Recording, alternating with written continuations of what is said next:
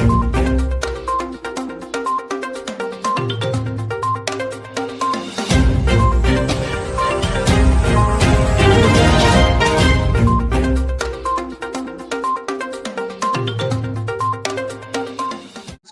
है। आज की प्रेस वार्ता को प्रमोद किस तरह करेंगे? नमस्कार, मैं पत्रकार साथियों, मेरा नाम नरेंद्र कुमार शर्मा है। मैं मणिपाल में सेल्स हेड हूँ, मणिपाल हॉस्पिटल द्वारका नई दिल्ली में। मणिपाल हॉस्पिटल इंडिया की सबसे बड़ी चेन है आज के टाइम में हेल्थ केयर में। और आज जो है डॉक्टर हमजा शेख आए हुए हैं, HOD of spine surgery, orthopaedic spine surgeon है, जो कि सारे काम करते हैं। मैं अलीगढ़ आज आने का उद्देश्य यही था कि अलीगढ़ की जनता के लिए और कुछ हम OPD इस तरह से कर सकें यहाँ पे, ताकि जो हर दूसरा आदमी को जो स्पाइन की प्रॉब्लम्स हैं और उसको हम कुछ हद तक सॉर्ट आउट कर सकें और यहाँ आके रूटीन में चेकअप कर सकें। और दूसरा ये है कि मणिपाल हॉस्पिटल आज के टाइम में सबसे अच्छी सेवाएं दे रहा है, चाहे वो स्पाइन सर्जरी हो, चाहे कार्डियक सर्जरी हो, चाहे रीनल ट्रांसप्लांट हो, चाहे लीवर ट्रांसप्लांट हो। बहुत सारी हमारी स्पेशलिटीज हैं जो कि एक छत के नीचे हम वहां पे ट्रीट कर रहे हैं मणिपाल हॉस्पिटल द्वारका में।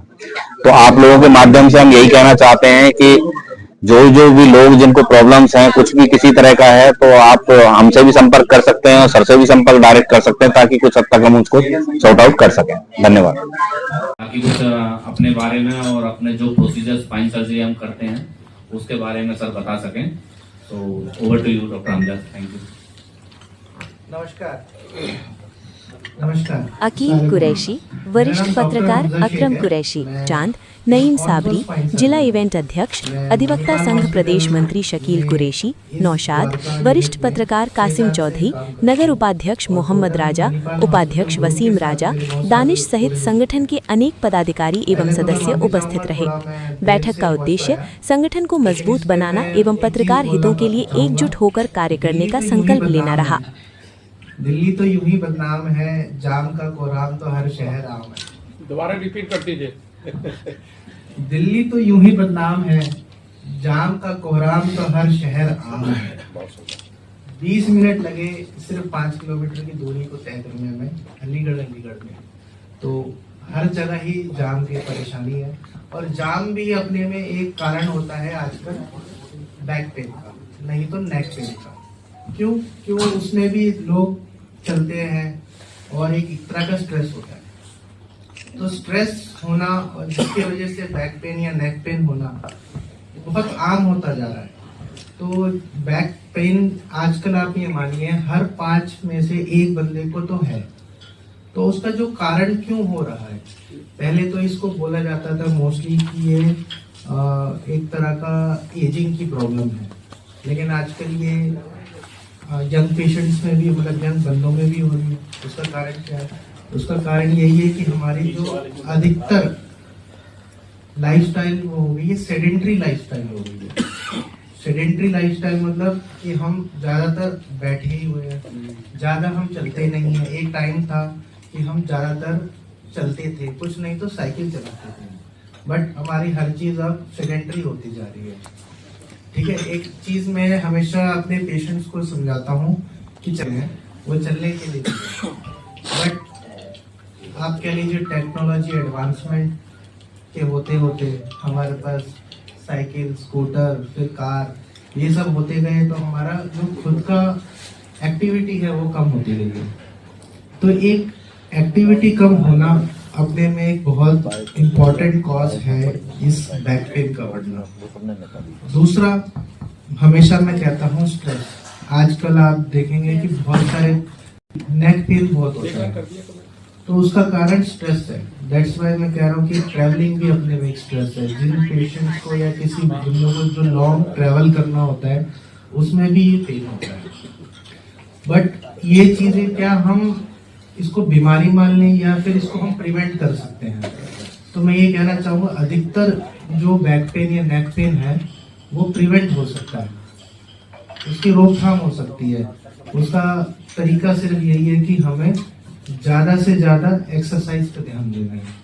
तो अधिकतर हमारी जो बैक पेन, तो स्पाइन सर्जरी में क्या कोई घातक भी है क्या? कोई पेशेंट को घातक भी होगी क्या?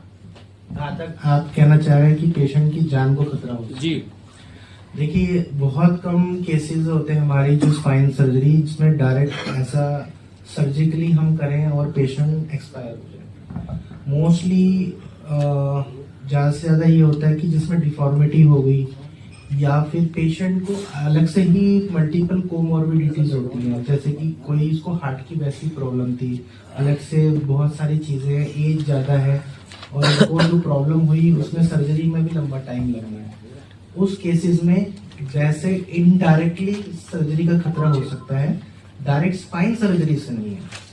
मतलब जैसे आपको समझाता हूँ, जैसे आप समझोगे एक पेसमेकर डालना है या फिर ब्लॉकेज खत्म करनी है, तो वहाँ पे सर्जरी करी और जो लीड डाली वो उससे फट गई, वेसल फट गई, ऐसा कुछ हो गया तो उससे एकदम से खतरा बनता है। इस तरह की सर्जरी से लाइफ को खतरा नहीं होता स्पाइन, लेकिन ऐसा नहीं बोलूँगा कभी किसी को रिस्क नहीं हो सकता स्पाइन सर्जरी से। मैं आपको एग्जांपल देता हूँ, एक पेशेंट थे जिनकी 2 बार स्टंट हो रखे हैं, वो ब्लड थिनर पे थे।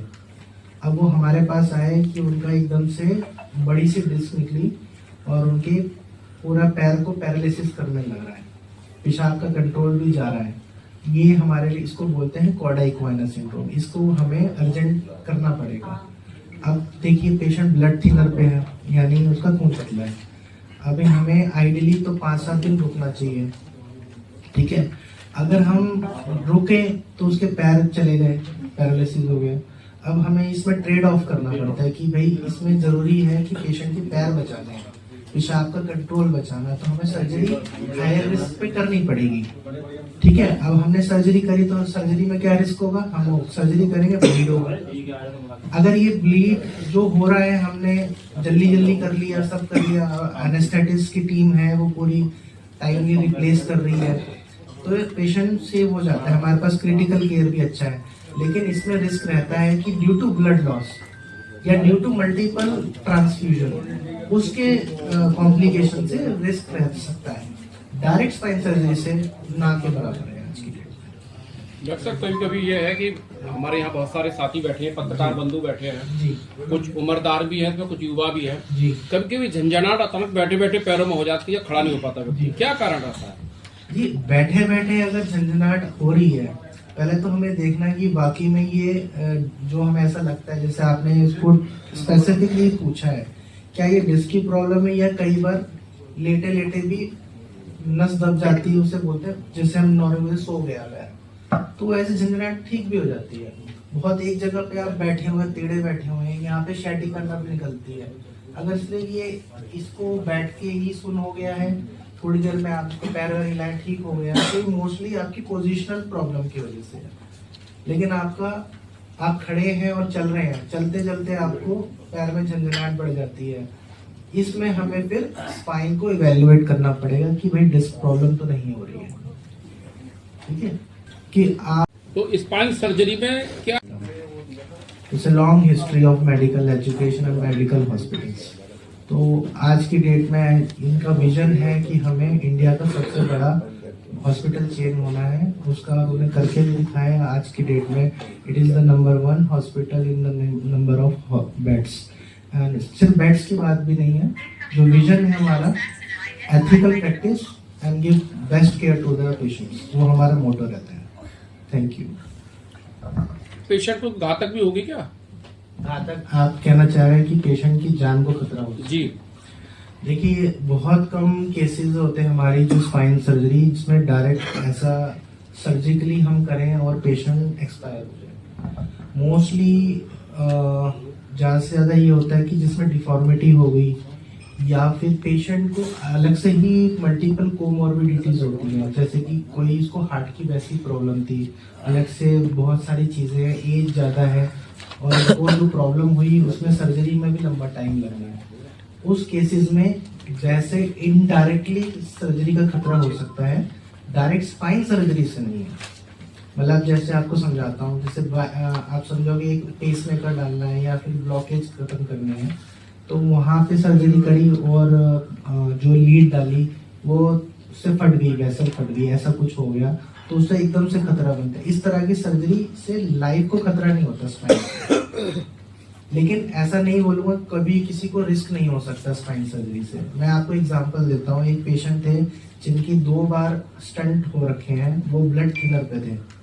अब वो हमारे पास आए कि उनका एकदम से बड़ी सी डिस्क निकली और उनके पूरा पैर को पैरालिसिस करने लग रहा है, पेशाब का कंट्रोल भी जा रहा है। ये हमारे लिए इसको बोलते हैं कॉर्डा इक्वाना सिंड्रोम। इसको हमें अर्जेंट करना पड़ेगा। अब देखिए पेशेंट ब्लड थिनर पे है, यानी उसका खून पतला है। अभी हमें आइडियली तो 5-7 दिन रुकना चाहिए, ठीक है। अगर हम रुके तो उसके पैर चले गए, पैरालिसिस हो गया। अब हमें इसमें ट्रेड ऑफ करना पड़ता है कि भाई इसमें जरूरी है कि पेशेंट के पैर बचाने हैं, पेशाब का कंट्रोल बचाना है, तो हमें सर्जरी हायर रिस्क पे करनी पड़ेगी, ठीक है। अब हमने सर्जरी करी तो सर्जरी में क्या रिस्क होगा, हम सर्जरी करेंगे ब्लीड होगा। अगर ये ब्लीड जो हो रहा है हमने जल्दी कर लिया, सब कर लिया, एनेस्थेटिस्ट की टीम है वो पूरी टाइमली रिप्लेस कर रही है, तो पेशेंट सेव हो जाता है। हमारे पास क्रिटिकल केयर भी अच्छा है, लेकिन इसमें रिस्क रहता है कि ड्यू टू ब्लड लॉस या ड्यू टू मल्टीपल ट्रांसफ्यूजन उसके कॉम्प्लिकेशन से रिस्क रह सकता है। डायरेक्ट स्पाइन सर्जरी से ना के बराबर है आज की डेट में। डॉक्टर साहब कभी कभी ये है कि हमारे यहाँ बहुत सारे साथी बैठे हैं, पत्रकार बंधु बैठे हैं जी, कुछ उम्रदार भी हैं तो कुछ युवा भी हैं जी कभी कभी झंझनाहट अचानक बैठे बैठे पैरों में हो जाती है, खड़ा नहीं हो पाता व्यक्ति, क्या कारण रहता है? जी, बैठे बैठे अगर झंझनाहट हो रही है, पहले तो हमें देखना है कि बाकी में ये जो हमें ऐसा लगता है, जैसे आपने इसको स्पेसिफिकली पूछा है, क्या ये डिस्क की प्रॉब्लम है या कई बार लेटे लेटे भी नस दब जाती है, उसे बोलते हैं जैसे हम नॉर्मली सो गया है, तो ऐसे झंझनाहट ठीक भी हो जाती है। बहुत एक जगह पे आप बैठे हुए टेढ़े बैठे हुए हैं, यहाँ पे शैडी करना भी निकलती है। अगर सिर्फ ये इसको बैठ के ही सुन हो गया है, थोड़ी देर में आपको पैर हिलाए ठीक हो गया, तो मोस्टली आपकी पोजिशनल प्रॉब्लम की वजह से है। लेकिन आप खड़े हैं और चल रहे हैं, चलते चलते आपको पैर में झंझनाहट बढ़ जाती है, इसमें हमें फिर स्पाइन को इवेल्युएट करना पड़ेगा कि भाई डिस्क प्रॉब्लम तो नहीं हो रही है।